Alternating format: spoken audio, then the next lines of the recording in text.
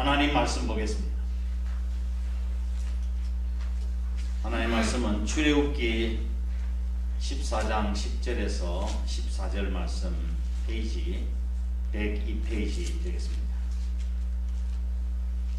바로가 가까이 올 때에 이스라엘 자손이 눈을 들어본 적 애굽 사람들이 자기 뒤에 이른지라 이스라엘 자손이 심히 두려워하여 여호와께 부르짖고 그들이 또 모세에게 이르되 애굽에 매장지가 없어서 당신이 우리를 이끌어내어 이 광야에서 죽게 하느냐 어찌하여 당신이 우리를 애굽에서 이끌어내어 우리에게 이같이 하느냐 우리가 애굽에서 당신에게 이른 말이 이것이 아니냐 이러기를 우리를 내버려 두라 우리가 애굽 사람을 섬길 것이라 하지 아니하더냐 애굽 사람을 섬기는 것이 광야에서 죽는 것보다 낫겠노라.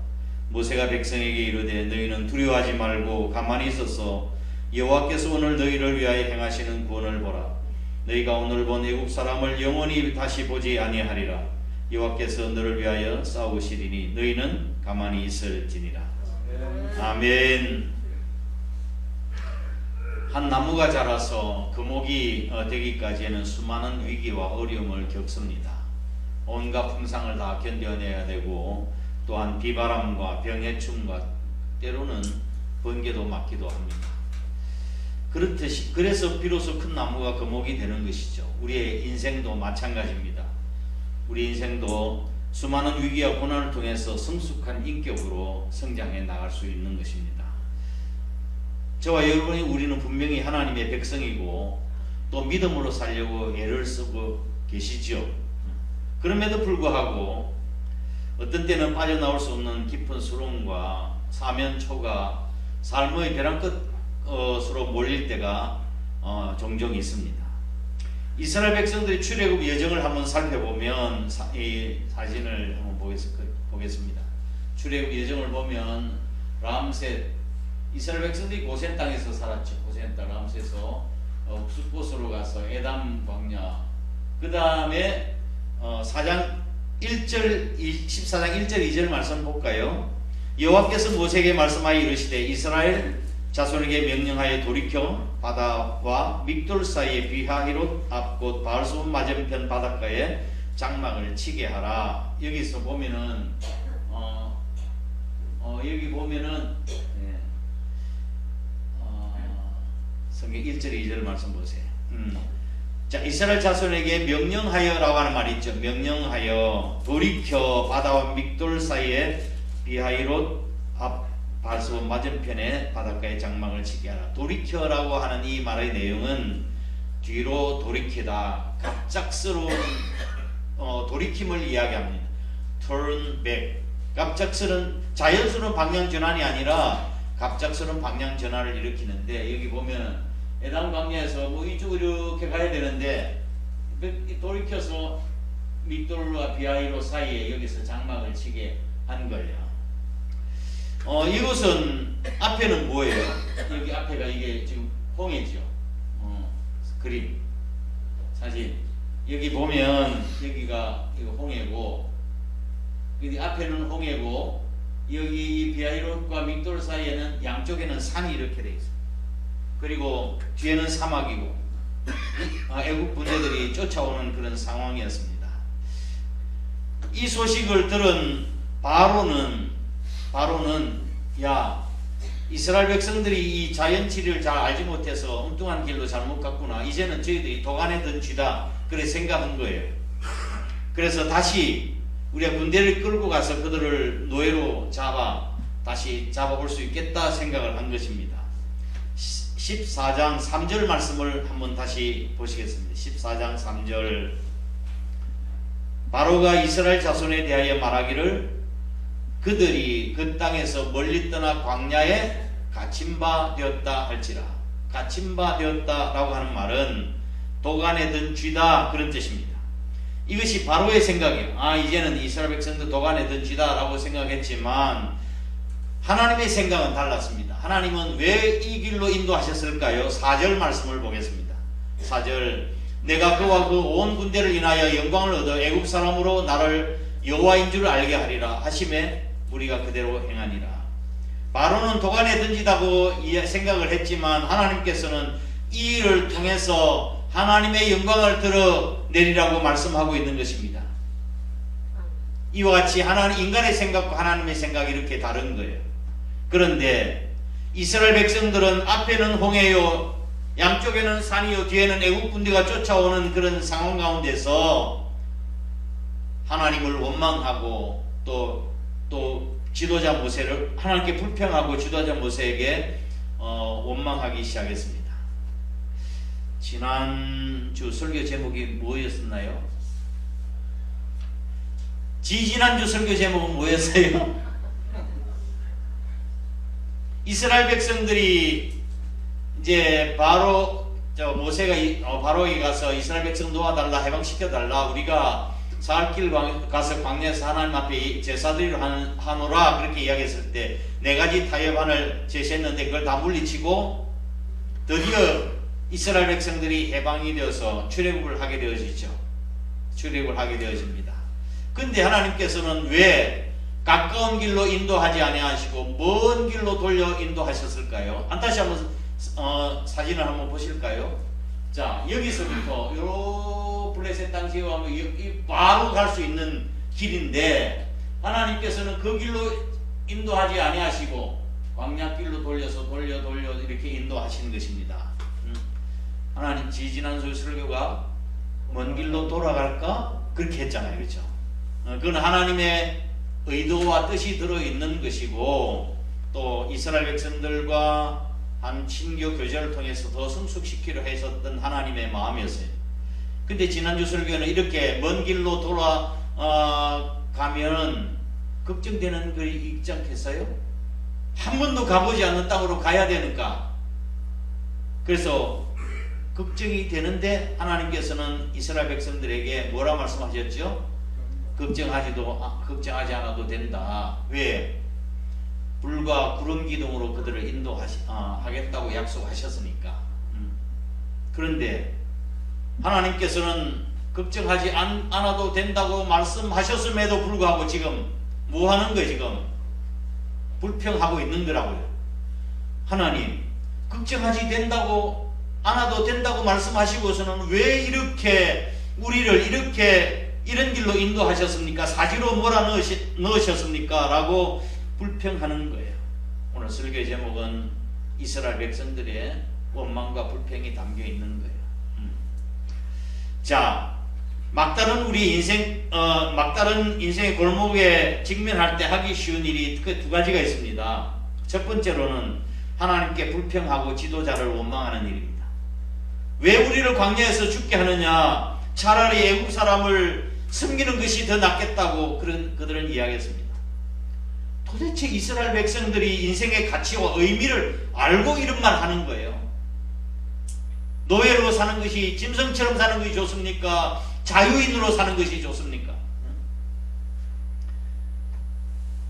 인생의 의미도 모르고 그저 짐승처럼 배부리 먹고 마시고 이런 것이 좋다고 이야기합니다. 사실 마음의 자유를 누리는 사람은 환경이 좀 힘들고 어렵다 해서 별로 상관이 없어요. 그렇게 불편한 문제가 되지 않아요. 제가 가끔 보는 죄송합니다. TV 프로그램 중에 나는 자연인이다 하는 프로그램이 있더라고요. 나는 자연인이다. 처음에는 제가요, 실패한 사람들, 병 걸린 사람들이 산에 가서 사는 거지 뭐 저런 거 말라고 그러냐고 생각했는데 한번 보다 보니까 재미있는 거예요. 그런데 실패한 사람, 병든 사람만 오는 게 아니에요. 선생님도 오고 교장선생님 하셨던 분도 오시고 사업하는 사업가 사장님도 오셨고 심지어는 여자분들도 여러분이 오셔서 나는 자연이다 그 프로그램을 진행하는 거 봤어요. 그들이 하는 이야기가 한결같이 하는 이야기가 나는 돈이 많으면 행복할 줄 알았는데 그게 아니었다고. 다 내려놓고 또 이렇게 산에 와 있으면 마음의 자유로는 게 너무 행복하다고. 그래서 나는 이곳에 사는 것이 천국과 같다고 이야기하는 소리를 똑같이 다 한결같이 이야기를 해요. 그러니 사실 마음의 자유를 누리는 사람은 환경이 좀 불편하다고 해서 상관이 없는 거라고요. 참담 인생의 의미를 모르고 신앙의 깊이가 없는 사람은 생활을 보고 환경을 보고 원망하고 불평하지만 인생의 의미를 생각하는 사람은 다른 각도에서 보고 감사할 수도 있고 또한 오히려 믿음이 견고해질 수도 있는 거예요. 우리가 살아가다 보면 삶의 코너에 몰릴 때가 있습니다. 어떤 사람은 사업 때문에, 자녀들 때문에, 질병 때문에, 인간관계 때문에, 물질 때문에 삶의 벼랑 끝에 몰려 있을 때도 있어요. 이럴 때 우리는 어떻게 해야 되나요? 이스라엘 백성들처럼 원망하고 불평하지 말고 첫 번째로 삶의 막다른 골목에서도 하나님의 뜻과 섭리가 있다는 사실을 믿으셔야 합니다. 아멘. 14장 4절 말씀을 보겠습니다. 14장 4절. 내가 바로의 마음을 강팍게 한즉 바로가 그들의 뒤를 따르리니, 그 다음에 내가 그와 그 온 군대를 인하여 영광을 얻어 애굽 사람으로 나를 여호와인 줄 알게 하리라. 여기서 중요한 두 구절이 있습니다. 영광을 얻어. 영광을 얻어서, 아니, 영광을 얻어서라고 하는 말과 여호와인 줄 알게 하리라 하는 이 말입니다. 아, 제가 이거 단추를 잘못 눌렀네요. 그러니까 이게 자꾸 한게 바뀌네. 이게 중요한 두 구절이 있는데 바로 영광을 얻으라는 말과 여호와인 줄 알리라는 말씀입니다. 하나님께서 이스라엘 백성들을 광야로 막단 골목으로 인도하신 이유는 하나님께서 누구이신가를 알리시기 위한 하나님의 숨은 섭리가 들어있었던 것이죠. 이스라엘 백성들은 끝난 줄 알았지만 이스라엘 백성들은 가장 극적인 방법으로 하나님의 위대하심과 그 권능을 체험하게 된 것입니다. 그렇습니다. 신앙인에게 있어서 위기는 하나님의 능력과 신실함을 경험할 수 있는 아주 좋은 기회예요. 우리가 삶의 막다른 골목, 삶의 벼랑 끝에 처했을 때 우리는 하나님께서 이 위기를 통해서 나를 통해서 이루시고자 하는 일이 무엇인가를 주목하는 일이 우선 필요하고, 그런 다음에 우리가 친히 하나님께 그 일을 맡겨드리면 하나님께서 이루실 것입니다. 아멘. 하나님의 백성들이 처한 최악의 상황에서는 하나님의 최선을 맛볼 수 있는 하나님의 섭리가 숨겨져 있음을 믿으시기를 바랍니다. 우리의 가장 밤이 깊을 때, 어둠이 짙을 때는 이 새벽과 맞닿아 있다고 하는 사실을 우리는 알지 않습니까? 우리의 인생의 가장 깊은 밤은 곧 영광스러운 새벽과 맞닿아 있다는 사실을 우리에게 가르쳐 주는 거예요. 자, 두 번째로 우리의 삶의 막다른 골목에서 배울 수 있는 자세가 두 가지가 있습니다. 두 가지 자세. 첫 번째는 이스라엘 백성들과 또한 모세의 자세입니다. 이스라엘 백성들은 어떻게 했습니까? 두려워하고 원망했습니다. 불평했습니다. 이스라엘 백성 왜 우리를 이곳으로 인도했느냐고, 노예 생활을 하던 때가 더 나았다고 원망 불평하기 시작했습니다. 이런 사람들은 무슨 일이든지 부정적인 생각을 하는 사람들이에요. 어려움과 곤고함에 처하게 되면 보통 이런 사람들은 먼저 비난할 대상을 찾습니다. 네 때문이다, 너 때문이다 라고 상대방을 비난할 대상을 찾고, 다른 방법은 생각해 보지도 아니하고 지도자를 원망하는 사람들입니다.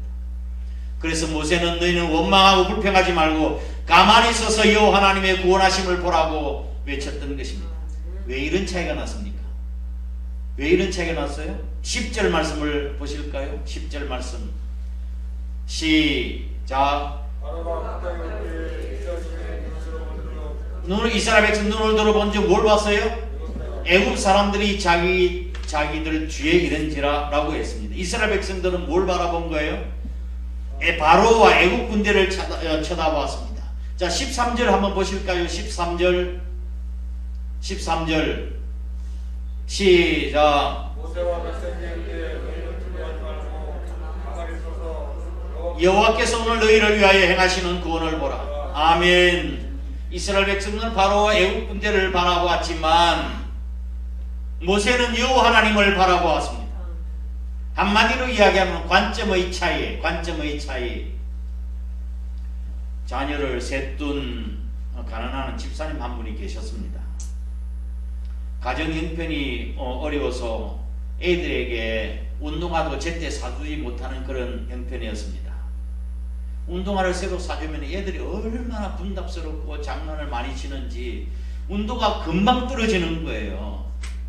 쉽게 떨어진다고 불평을 했습니다. 그런데 설상가상으로 집안에 세탁기가 고장이 나고 말았습니다. 돈도 없고 세탁기 비싸니까. 그래서 할 수 없이 중고 시장에 가서 중고 물품을 중고 판매점을 찾아갔습니다. 매장에 가보니까 중고품들이 잔뜩 쌓여 있는 거예요. 그 제품을 쳐다보면서 자신이 더 초라하게 보이고 또한 마음이 우울해졌습니다. 많은 사람 다 버린 거잖아. 새로운 걸 사는데 내가 다른 사람이 버린 걸 이가 산다고 하니 얼마나 마음이 좀 상했던지 우울해졌어요. 물건을 고르면서 집주인에게 그 상점주인에게 아이들이 얼마나 개구장인지 신발을 사줘도 금세 얼마 가지 못하고 당연하게 어려워서 이제 세탁기도 좀 돈을 절약할 요량으로 세탁기를 중고로 사러 왔다고 이야기를 했습니다. 근데 그 순간 그 사장님 부인이 슬그머니 내실로 들어가 버렸어요. 그래서 갑작스럽게 이 집사님이 혹시 내가 무슨 말을 잘못했나 그런 생각을 한 거예요. 당황했는데 그 남편이 그 사연을 설명해 줬어요. 우리 집 딸이 하나 있는데 태어나서 12년 동안 한 번도 걸어보지 못한 장애인. 손님이 이야기를 듣다가 마음이 아파서 저러는 거니 마음 신경 쓰시 마시라고 이야기했습니다. 그 이야기를 듣고 그 집사님이 얼마나 미안했는지 얼른 계산을 마치고 집으로 돌아왔습니다. 아이들의 낡은 운동화를 보면서 잠시 생각에 잠겼습니다.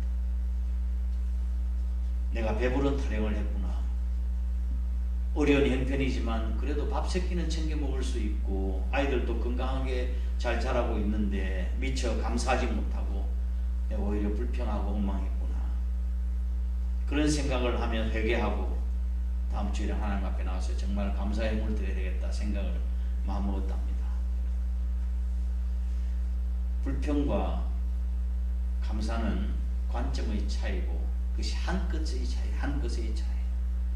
안경이 아무리 좋아도 생각이 잘못되면 원망과 불평할 수밖에 없는 것입니다. 우리가 이스라엘 백성들처럼 하나님보다 환경을 바라보면 불평할 수밖에 없고 모세처럼 환경을 바라보지 아니하고 하나님을 바라보면 우리는 감사할 수 있는 거예요. 담대해질 수 있는 것입니다. 모세뿐만 아니라 성경에 나타난 모든 위대한 인물들을 다 살펴보면 그 어려운 고통 속에서도 환경을 바라보지 아니하고 하나님을 의지해서 다 극복해냈던 사람들이 아닙니까? 다니엘을 비롯해서 모든 주의 위력에 쓰임 받은 종들이 그랬습니다. 여호와를 즐거워하는 것이 너희 힘이니라. 성경 우리에게 힘주어 말씀하고 있습니다. 여호와를 즐거워하는 것이 너의 힘이니라. 할렐루야. 우리를 승리케 하시는 주님을 바라보시길 바랍니다. 순간순간마다 하나님께서 하실 것을 믿고 감사하시기 바랍니다. 그러나 우리는 어렵고 연약하지만 내 안에 계신 주님께서 이루어 주실 것을 믿고 감사와 찬양을 드리시는 저와 여러분 되시길 바랍니다.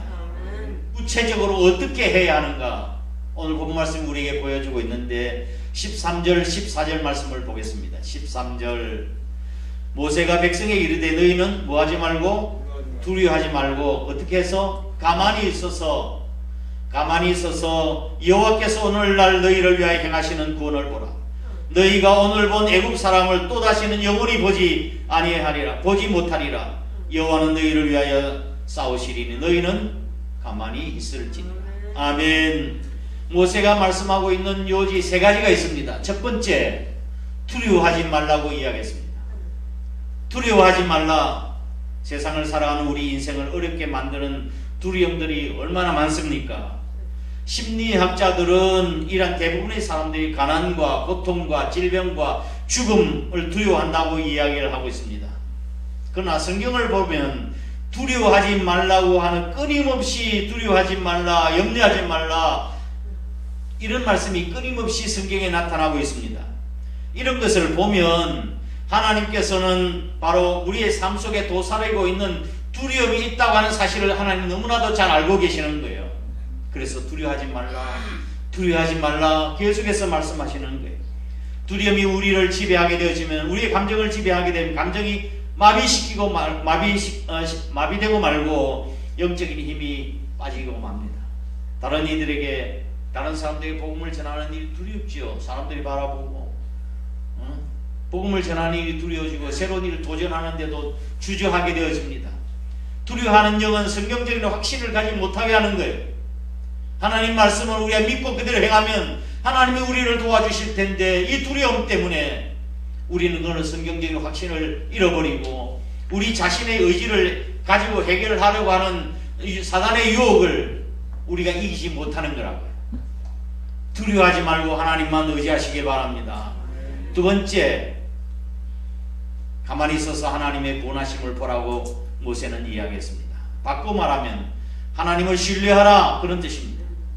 구원은 우리가 인생의 막다른 골목에서 인간의 수단과 방법을 다했을 때, 절망을 느낄 때, 그때 하나님께서 우리에게 은총의 손길을 베풀어서 구원해 주시는 것을 의미하는 것입니다. 그러므로 우리는 하나님을 신뢰하면 됩니다.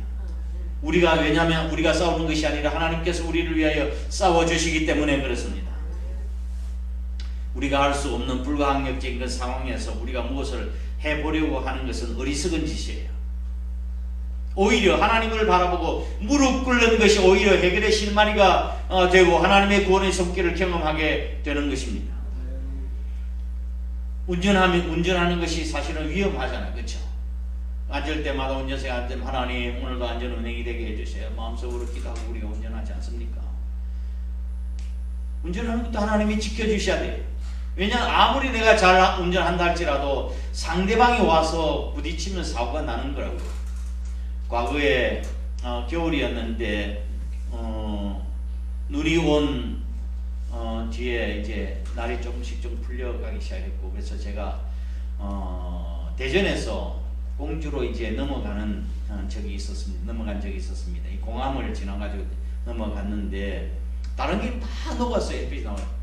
근데 공항을 가는 이게 강변길이, 그 금강변이 있고 공항 넘어가는데 보면은 저쪽 우측변에는 지금 세종 쪽에 있는 건 다 녹이는, 이쪽은 그늘져서 안 녹았던 거예요. 그걸 모르고 늦게서 발견했습니다. 아차, 이게 얼음이 빙판이 졌구나. 그게 급하게 속도를 늦추긴 했는데 차가 그냥 미끄러지고 말았어요. 이때 우리가 할 수 있는 일이 뭐예요? 미끄러지기 전에는 이제 빨리 변속을 해가지고 저단기하로 하는 것이 필요하지만, 일단 딱 미끄러지고 나면 가만히 있어야 돼요. 내가 이걸 미끄러지냐, 이쪽은 미끄러지는데 이쪽 돌면 또 그러다가 비틀비틀 해가지고 나중에 큰 사고가 나는 것이죠. 굳이 우리가 할 수 있는 일이 하나가 있다고 한다면 뭘까요?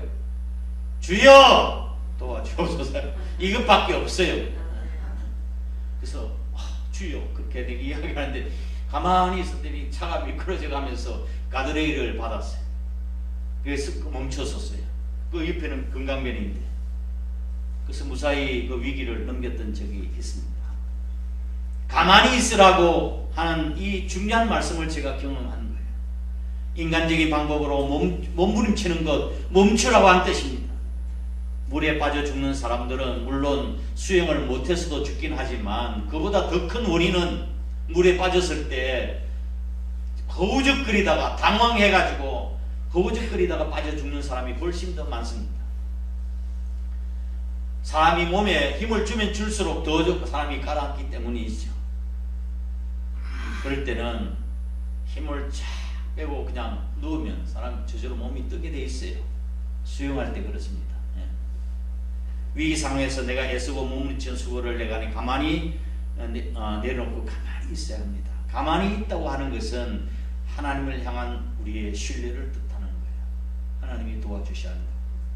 그래서 예레미야서 3장 26절, 사람이 여호와의 구원을 바라고 잠잠히 기다림이 좋도다, 그렇게 말씀하고 있습니다. 가만히 기다리라, 여호와를 신뢰하라, 그러면 우리가 여호와의 구원을 볼 것이다 말씀하고 있는 거예요. 할렐루야. 세 번째로는 믿으라입니다. 믿어라. 어떤 믿음이에요? 14절 말씀을 보면 여호와께서 너희를 위하여 싸우시리니 너희는 가만히 있을지니라. 어떤 믿음이에요? 여호와께서 우리를 위해서 싸우신다고 합니다. 하나님께서 우리를 위해서 싸워주실 것을 믿고 우리의 삶의 문제를 하나님께 맡기라고 하는 것입니다. 여러분 참 잘 맡기시죠? 잘 맡기십니다.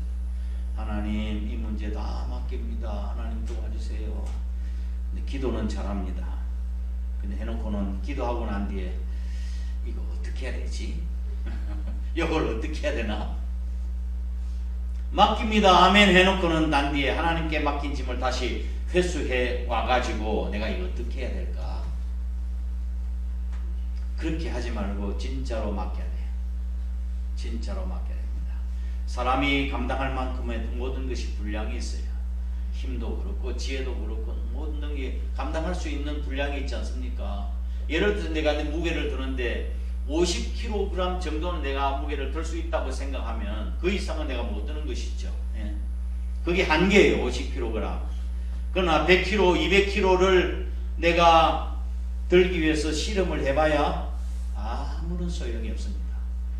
죽을 때까지 해도 못 들 거예요. 내 능력이 50kg인데 100kg, 200kg를 들 수 있나? 죽을 때까지 못해요. 그러나 이것을 들 수 있는 방법이 있습니다. 들 수 있는 방법 어떨까요? 두세 사람이 같이 들면 들 수 있는 거라고. 그리고 기계를 이용해서 들 수 있는 거죠. 그러므로 내가 무엇을 하기 전에 이것을 내가 내 혼자 힘으로 할 수 있는가 없는가를 생각해보고 달아봐요. 그 무게를 달아봐요. 혼자 힘으로 할 수 있는 일이라 한다면 해야죠. 할 수 있어요. 그러나 내 혼자 힘으로 할 수 없는 일이라 생각하면 다른 방법을 찾아야 합니다. 내가 이 문제 때문에 잠이 안 와요. 고민하고 잠이 안 와요. 그러면 그 문제는요 50kg 이상의 문제예요. 내가 식욕이 있고 밥맛이 없다. 이거 뭐예요? 그 50kg 이상이라고요. 먹기만 하면 체하고 소화도 잘 되고 혈압이 팍 올라간다. 삶에 의욕이 없다. 이런 문제들은 다 뭐예요? 50kg 이상의 문제라고요. 어떻게 해야 되나요? 하나님께 맡겨야죠. 전적으로 하나님을 신뢰하시기를 바랍니다. 내가 할 수 없는 일 가지고 뭐분이 치봐야 무슨 소용이 있나요? 하나님께서 우리의 그름을 정하시는 거예요. 삶과 죽음, 내가 나이가 들어가는 거, 걱정한다고 나이가 안 들어가는 게, 주름살 들어가는 거 걱정한다고 되는가요? 다 세월의 흐름을 따라가는 수밖에 없는 하나님을 의지해야 합니다. 말씀을 정리합니다. 길이 안 보인다고 길이 없는 것이 아니에요. 우리 눈에는 보이지 않지만 하나님께서는 우리가 볼 수 없는 길까지 다 보고 계십니다. 아니면 하나님께서 길을 만들어내 가실 것입니다. 그러므로 진퇴양난의 상황 가운데서도 우리는 두려워하지 말아야 됩니다. 그 두려움을 기도로 바꾸고 한숨을 찬송으로 바꾸시기를 바랍니다. 우리 찬송만은 그렇게 하지 말고 그 두려움이 변하여 내 기도 되었고 내 한숨 변하여 찬송이 되었다고. 찬송만 할 것이 아니라 우리가 실제로 하나님을 그렇게 맡기고 찬양하며 살아갈 수 있길 바랍니다. 환경만 바라보고 불평할 것이 아니라 우리의 시선을 환경보다 더 크신 하나님을 바라보고 나아가시기 바랍니다. 코로나19 이 또한 지나갈 것입니다. 폭풍 후 언제나 우리를 뒤덮고 있는 것이 아닙니다. 두려워하지 말고 조용히 하나님께서 우리에게 주신 은혜와 축복을 바라보며 하나님께 기회를 드리시길 바랍니다. 하나님은 당신을 바라보는 자는 실망시키지 아니하시고 기도하는 자 백성을 버리지 아니하시는 하나님이십니다. 모세가 위기 상황에서 담대히 선포하는 이 메시지를 우리가 듣고 우리 주 예수 그리스도를 믿는 믿음으로 승리하시기를 주의 이름으로 축복합니다. 아멘. 다 함께 일어나셔서 623 찬송드리겠습니다.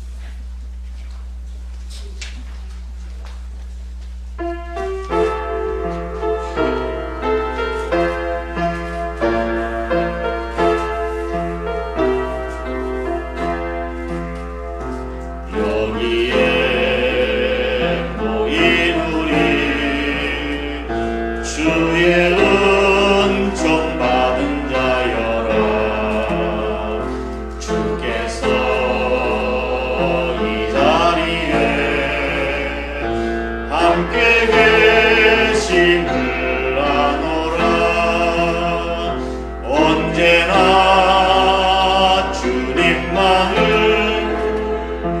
찬양하며 따라가리니 시험을 당할 때도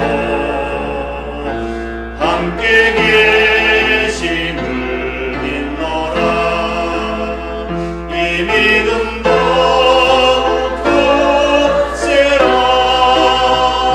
주가 지켜주신다면 어두운 밤에도 주의 밝은 빛 인도하여 주신다. 주님이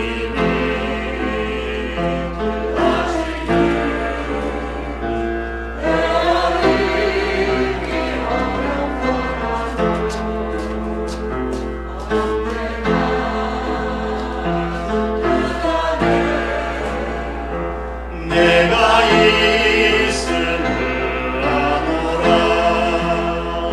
사랑과 말씀들이 나를 더욱 새롭게 하니 때로는 넘어져도 죄우 승리를 믿노라. 이 믿음 더욱 굳세라. 주가 지켜주신다면 어두운 밤에도 주의 밝은 빛 인도하여 주신다. 여기에 모인 우리 사랑받는 주의 자녀라. 주께서 뜻하신 바 우릴 통해 펼치신다는 고통과 슬픔 중에 더욱 주님 의지하오니 어려움 이겨내고 주님 더욱 찬양하면 이 믿음 더욱 굳세라. 주가 지켜주신다. 어두운 밤에도 주의 밝은 빛 인도하여 주신 이 믿음 더욱 굳세라. 주가 지켜주신다면 어두운 밤에도 주의 밝은 빛 인도하여 주신다. 아멘. 기도드리겠습니다. 하나님 아버지, 주님의 크신 은혜와 사랑을 감사드립니다. 말로 할 수 없는 하나님의 크신 은혜와 축복을 받고 살면서도 깨닫지 못하고 또 환경을 바라보며 원망불평했던 이스라엘 백성들의 모습을 통해서 우리의 부끄러운 모습을 봅니다. 하나님, 다시 한번 환경 바라보고 또한 주위를 바라보고 낙심하지 아니하고 하나님 바라보고 믿음으로 살아갈 수 있는 제대의 삶이 될 수 있도록 하나님 역사하시고 복을 더하여 주옵소서. 때로는 건강, 자녀, 물질, 사람 때문에 또 삶의 벼랑 끝에서 우리가 어려움을 겪는다 할지라도 우리가 그 가운데서도 두려워하지 아니하고 가만히 서서 하나님을 바라보며 극복해 나가며 이겨나갈 수 있는 저희들 되게 도와주옵소서. 저희들이 처한 상황이 지금 그렇습니다. 나를 바라봐도 저희들 자신을 바라봐도 또 교회 형편과 이 세상을 바라봐도 정말 두려움과 불평밖에 없음을 고백드리지 않을 수가 없습니다. 그러나 우리가 아버지 하나님 여호와 하나님을 바라보고 믿음으로 살아갈 수 있도록 인도하여 주시고 그 두려움을 기도로 바꾸고 우리의 한숨을 찬송으로 바꾸어 언약의 말씀을 믿고 믿음으로 나아갈 수 있는 저희들의 삶이 될 수 있도록 하나님 역사하시고 복을 허락하여 주시옵소서. 그렇게 살겠다고 마음으로 다짐하며 일어섰습니다. 하나님, 우리 마음속에 굳건한 믿음을 허락해 주시고 또한 하나님 의지하는 강한 믿음으로 악한 사단의 권세의 모든 것을 이겨나갈 수 있도록 축복하시고 은혜를 허락하여 주옵소서. 이 나라의 민족도 하나님께서 기억하시고 정치, 경제, 사회 모든 분야의 일까지 하나님이 간섭해 주실 줄 믿습니다. 도와주시옵소서. 우리 한 사람께도 하나님이 기쁨이 되고 하나님의 영광을 드릴 수 있는 건강한 교회 될 수 있도록 하나님 복을 더하여 주시고, 특별히 이사야 6장 약속의 말씀을 우리에게 주신 그 비전과 꿈을 아버지는 포기하지 아니하고 끝까지 붙들고 기도하며 승리하는 저희 한 사람 교회가 될 수 있도록 은혜를 허락하여 주옵소서. 이 시간 해외에 나와 있는 식구들, 군에 가 있는 귀한 아들들, 부득에서 출탄 가운데 있는 성도들, 지금 병상에 있는 식구들 어느 곳에 있든지 하나님께서 눈동자같이 지켜보고 인도하여 주시옵소서. 주께서 아버지 하나님 도와주실 줄 믿습니다. 우리의 힘으로는 불가능하지만 하나님께서 새로운 길을 열어주시고 하나님의 축복을 우리의 눈으로 목도하게 하여 주옵소서. 이 시간 주님 앞에 아버지 하나님 지난 한 주간 은혜를 돌아보며 감사하고 소득의 11조 감사한 예물, 선교한 예물, 교회 건축과 차량금 1,000번 예물 하나님께서 주님께서 기억해 주시고 하늘의 상급으로 채워주시고 이 물질이 쓰이는 것이 하나님의 거룩한 영광이 드러날 수 있도록 복을 허락하여 주시옵소서. 해결되지 못한 문제를 가지고 하나님 앞에 부르짖고 기도하는 우리 성도의 간구를 들으시고 응답하여 주시옵소서. 오늘 거룩한 주일 예배를 위해서 수고하고 애쓴 숨은 일꾼들 하나님께서 기억하시고 복을 허락하여 주옵소서. 예수님 거룩하신 이름으로 간절히 축복하고 기도드리옵나이다. 아멘. 이제는 우리 구주 예수 그리스도의 크신 은혜와 하나님 아버지의 극진하신 사랑하심과 성령님의 위로 교통하심이 환경 바라보고 아버지 하나님 인간 자신을 바라보고 낭망하고 원망하고 불평하는 이스라엘 백성들이 되지 아니하고 두려워하지 아니하고 하나님을 바라보며 신뢰하는 모세처럼 그렇게 살기로 마음으로 다짐하는 거룩한 주의 백성들과 우리 몸된 한 사람께 전체 위에 항상 함께 하시옵기를 간절히 축원하옵나이다. 아멘.